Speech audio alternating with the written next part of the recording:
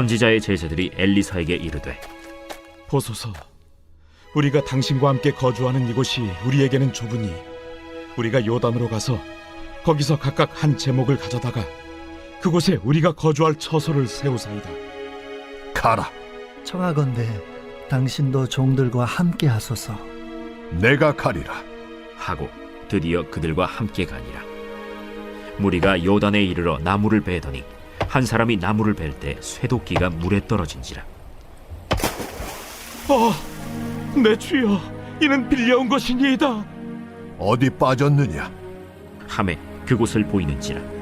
엘리사가 나뭇가지를 베어 물에 던져 쇠도끼를 떠오르게 하고 이르되 너는 그것을 집으라. 하니 그 사람이 손을 내밀어 그것을 집으니라. 그때에 아람 왕이 이스라엘과 더불어 싸우며 그의 신복들과 의논하여 이르기를 우리가 아무데 진을 치리라 하였더니 하나님의 사람이 이스라엘 왕에게 보내 이르되 왕은 삼가 아무 곳으로 지나가지 마소서. 아람 사람이 그곳으로 나오나이다. 이스라엘 왕이 하나님의 사람이 자기에게 말하여 경계한 곳으로 사람을 보내 방비하기가 한두 번이 아닌지라. 이러므로 아람 왕의 마음이 불안하여 그 신복들을 불러 이르되 우리 중에 누가 이스라엘 왕과 내통하는 것을 내게 말하지 아니하느냐? 우리 주 왕이여, 아니로소이다. 오직 이스라엘 선지자 엘리사가 왕이 침실에서 하신 말씀을 이스라엘의 왕에게 고하나이다. 너희는 가서 엘리사가 어디 있나 보라. 내가 사람을 보내어 그를 쳐버리라. 보라, 그가 도단에 있도다 하나이다. 왕이 이에 말과 병거와 많은 군사를 보내매 그들이 밤에 가서 그 성읍을 에워쌌더라. 할렐루야. 오늘 말씀 묵상에 함께 하신 여러분 모두를 주님의 이름으로 환영합니다. 오늘 하루도 말씀에 의지하여 승리하시길 바랍니다. 오늘 본문은 열왕기하 2장에서 엘리사가 엘리야에게 성령의 역사에 갑절의 은혜를 구한 뒤부터 계속적으로 행하고 있는 엘리사 선지자의 기적의 역사의 일부입니다. 엘리사 선지자가 행하는 기적을 반복적으로 보여주는 이유가 있는데요. 바로 엘리사 선지자의 입을 통해 나가는 그 하나님의 말씀이 강한 신적 권위가 있는 말씀임을 이스라엘 왕에게 보여주고 싶으신 겁니다. 그래야 이스라엘 백성이 하나님의 말씀을 듣고 순종할 것이기 때문에 그렇습니다. 오늘 본문에서도 엘리사 선지자가 보인 기적이 나타나고 있는데요. 이는 이솝 우화의 금도끼, 은도끼 이야기를 연상시킵니다. 엘리사 선지자의 제자들이 나무를 베다 쇠도끼를 물에 빠뜨렸는데 그것을 엘리사 선지자가 기적적으로 꺼내줍니다. 물에 빠진 쇠도끼가 물 위로 떠오른다? 중력의 법칙을 거스르는 놀라운 기적인데요. 오늘 본문의 엘리사의 제자들이 어떻게 기적을 경험했는지를 통해서 하나님의 기적적인 은혜를 경험하는 영적인 원리가 무엇인지 한번 살펴보도록 하겠습니다. 첫 번째는 누구와 함께 하느냐가 정말 중요하다는 겁니다. 본문 1절부터 4절까지 함께라는 단어가 반복 강조되고 있는데요. 본문 1, 2절 보시면 선지자의 제자들이 엘리사에게 이르되 보소서 우리가 당신과 함께 거주하는 이곳이 우리에게 좁으니 우리가 요단으로 가서 거기서 각각 한 제목을 가져다가 그곳에 우리가 거주할 처소를 세우사이다 하니 엘리사가 이르되 가라 하는지라. 아멘. 엘리사 선지자의 제자들이 엘리사에게 제안합니다. 선지자와 함께 사는 곳이 좁기 때문에 요단으로 가서 집을 새로 짓겠다는 겁니다. 제자들이 엘리사에게 이런 요청을 하는 이유 중 빠지지 않는 단어가 있습니다. 바로 함께라는 단어입니다. 당신과 함께 거주하는 이곳이 우리에게는 좁습니다. 함께라는 말이 이 다음 절에도 반복되고 있는데요. 3절입니다. 그 하나가 이르되 청하건대 당신도 종들과 함께 하소서 하니 엘리사가 이르되 내가 가리라 하고. 아멘. 당신도 종들과 함께 하소서. 함께라는 말이 또 나왔죠. 오늘 본문이 강조하는 바입니다. 기적이 어떻게 경험되었습니까? 엘리사 선지자가 함께 하였기 때문이라는 겁니다. 엘리사는 그 청에 응답하여 함께 갑니다. 4절 보시면 드디어 그들과 함께 가니라. 무리가 요단에 이르러 나무를 베더니 드디어 그들과 함께 가니라. 결국 엘리사가 제자들과 함께 가죠. 엘리사가 함께 했기 때문에 위기가 기회가 되었고 결국은 기적을 경험할 수 있게 되었다는 겁니다.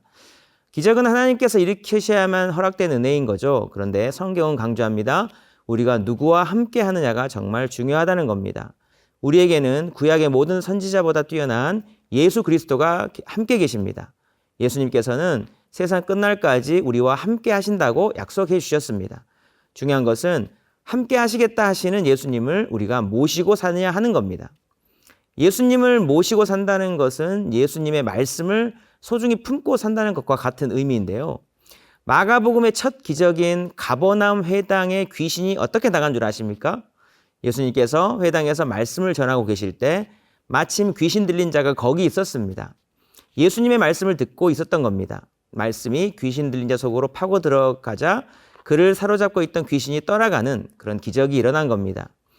예수님이 우리와 함께 하시고 우리가 예수님과 함께 하는 것이 이리도 중요하다는 겁니다. 예수님을 나의 인생의 중심에 모시고 늘 언제나 예수님과 함께 살아가는 저와 여러분의 복된 삶이 될 수 있기를 주님의 이름으로 축복합니다. 두 번째는 우리의 순종이 중요하다는 겁니다.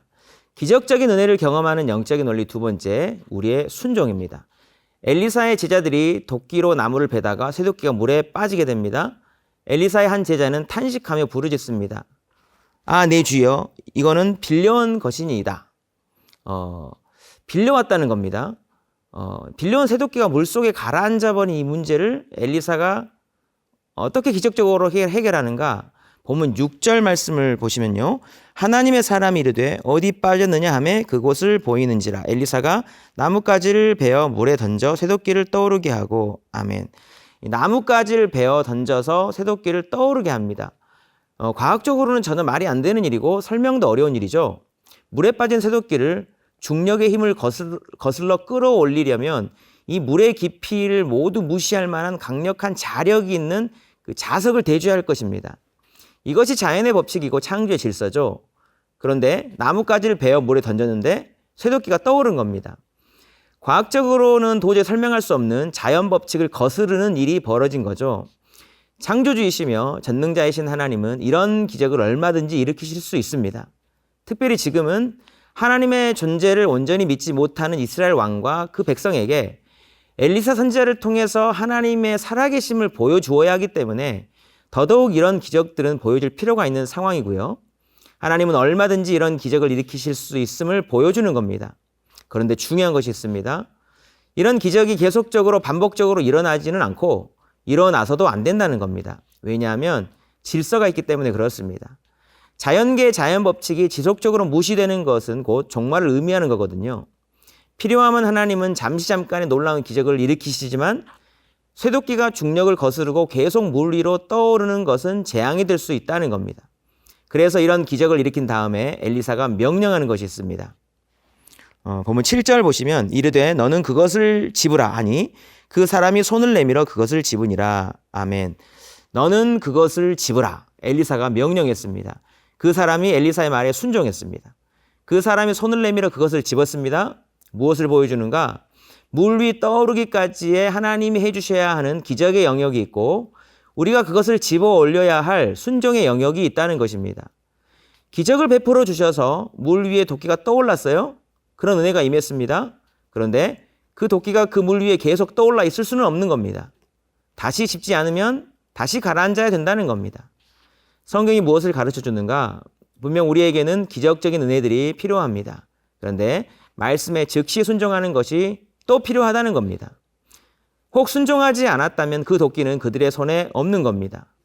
사랑하는 성도 여러분, 하나님은 지금도 크고 작은 기적들을 베풀고 계십니다. 하나님의 살아계심을 알게 하기 위함입니다. 그런데 말씀에 순종하는 자에게만 그 기적이 은혜가 됨을 기억하시기 바랍니다.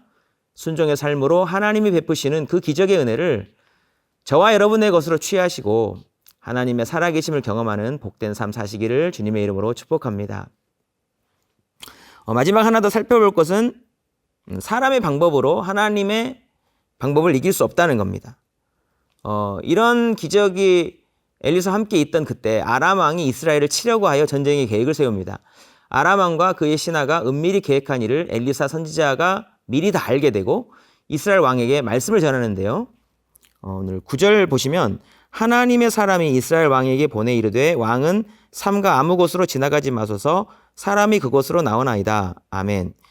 지나가지 말아야 할 곳을 이렇게 지정해 주는데 참 놀랍습니다. 하나님께서 알려주신 것이죠. 이유는 엘리사의 입에 있는 하나님의 말씀이 진실한 것을 이스라엘 왕이 믿고 순종하게 하려는 겁니다. 근데 이스라엘 왕은 어떻게 행동하고 있는가? 본문 10절 보시면 이스라엘 왕이 하나님의 사람이 자기에게 말하여 경계한 곳으로 사람을 보내 방비하기가 한두 번이 아닌지라. 아멘. 지나가지 말라는 곳에 여러 번 사람을 보내어 방비합니다. 그냥 엘리사의 말에 순종하고 그쪽으로 지나가지 않으면 되는데 사람을 보내서 방비를 합니다. 불안감의 표현이죠. 은밀히 계획한 일이었는데 이스라엘 쪽에서 자신의 계획을 다 알고 있는 것 같자 아람 왕도 불안해집니다. 11, 12절 말씀 보시기 바랍니다.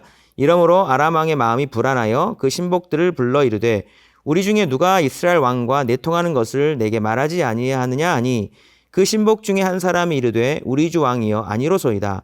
오직 이스라엘 선지자 엘리사가 왕이 침실에서 하신 말씀을 이스라엘의 왕에게 고하나이다 하는지라. 아멘.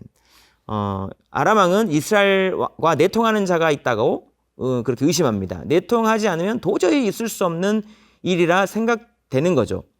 신하는 왜 이런 일이 일어났는지 아람 왕에게 대답합니다. 오직 이스라엘 선지자 엘리사가 왕이 침실에서 하는 말씀을 이스라엘 왕에게 고하고 있습니다. 당시 여러분 도청장치 이런 것이 어디 있겠습니까? 그런데 엘리사 선지자는 지금 사람의 마음의 생각까지도 읽어낼 만큼 그렇게 영적으로 밝은 상태에 있는 거예요. 하나님께서 이 시대에 말씀하고 싶은 것이 있어서 엘리사를 사용하고 계시는데요. 중요한 것은 이때의 아람 왕의 반응입니다. 13절 말씀 보시면 왕이 이르되 너희는 가서 엘리사가 어디 있나 보라. 내가 사람을 보내어 그를 잡으리라. 왕에게 아뢰어 이르되 보라 그가 도단에 있도다 하나이다. 아멘. 아람 왕은 엘리사를 제거해야겠다는 생각으로 엘리사가 거주하는 성읍을 포위합니다. 그런데 성경이 말하는 중요한 표현이 있습니다. 내가 사람을 보내어 그를 잡으리라. 조금 전 이스라엘 왕도 사람을 보내어 방비했죠. 이스라엘 왕이나 아람 왕이나 똑같이 위급한 상황에서 하는 행동이 있죠. 사람을 보내어 일을 처리하는 겁니다. 이스라엘과 아람 왕의 사람을 보내는 이 행동을 통해서 성경이 보여주는 것이 있습니다. 사람의 방법과 노력과 그의 머리는 하나님의 방법을 이길 수 없다는 겁니다. 하나님은 어디에나 계시며 모든 것을 알고 계시고 능력이 한이 없으신데 사람의 힘과 방법으로 하나님의 방법을 이길 수가 있겠습니까? 없다는 겁니다. 그렇기에 하나님 앞에 엎드리는 것과 하나님의 말씀에 순종하는 것이 가장 좋고 안전하고 빠른 길이라 말씀하고 계시는 겁니다. 사랑하는 성도 여러분, 인생을 의지하지 마시고 하나님의 손을 의지하여 형통의 길 걸어가는 저와 여러분의 복된 삶이 될 수 있기를 주님의 이름으로 축복합니다. 기도하시겠습니다. 하나님 아버지, 우리 삶에도 하나님의 기적적인 은혜가 필요한 때가 많이 있습니다. 하나님의 은혜 가운데 거하기 위해서 누구와 함께 하느냐가 참 중요하고 순종하는 자에게 그런 은혜가 누려짐을 깨닫습니다. 모든 선지자보다 뛰어난 예수 그리스도와 함께하고 그의 말씀에 기쁨으로 순종하는 삶을 살아가게 인도하여 주시옵소서. 지금도 베푸시는 기적적인 은혜들을 현실로 누리며 살아가는 저희가 되게 해 주시옵소서. 특별히 사람의 방법으로 하나님을 이길 수 없음을 기억하며 겸손히 엎드려 하나님의 손을 의지하며 승리하는 삶 살아갈 수 있도록 축복해 주시옵소서. 함께 하실 줄 믿고 감사드리며 예수님의 이름으로 기도드리옵나이다. 아멘.